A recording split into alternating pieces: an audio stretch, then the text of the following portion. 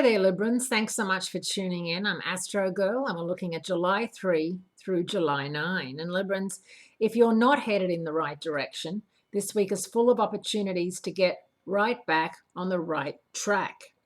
The roster includes 2 planets changing signs, a helpful full moon in helpful Capricorn, and aspects to the Sun from Neptune and Jupiter. Venus and Mercury get things going on Tuesday, July 4, when Venus picks up the pace, moving as it does into Gemini for the next 6 weeks. A much better placement for you. And of course, you are ruled by Venus too. While the goddess of love is in Gemini, it's going to be much easier to communicate. You might even find yourself using more emojis than usual and getting caught up with what all the millennials are doing when they do all these emojis and, there's hardly a word said. Later on the same day, Mercury makes its last stand in Cancer, squaring Uranus, indicating unexpected or unwelcome communications.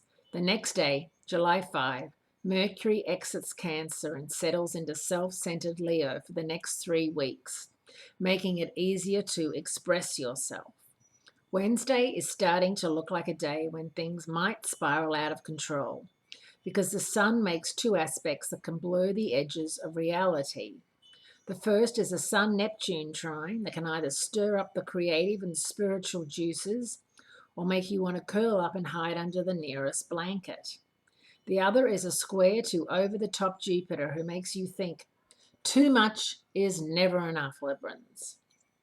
On Sunday, July 9, the Sirius Capricorn full moon comes to the rescue and helps to put on the brakes, which is going to be a good thing. And for you, it's in your 4th house of home and family. So maybe you are going to do something with your home, maybe put it on the market, sell it, rent it, and it makes you put on the brakes when you realize that now is not the right time. This Capricorn full moon's ability to be serious and focus on what is important is just going to be what the doctor ordered to combat Sun Neptune and Sun Jupiter. Pluto is also a major player in this full moon because it is conjunct the Sun and conjunct the moon and opposite the Sun. Of course, Pluto is in Capricorn right now. Pluto's presence makes this the perfect time to clean out, reduce, cut back physically and emotionally.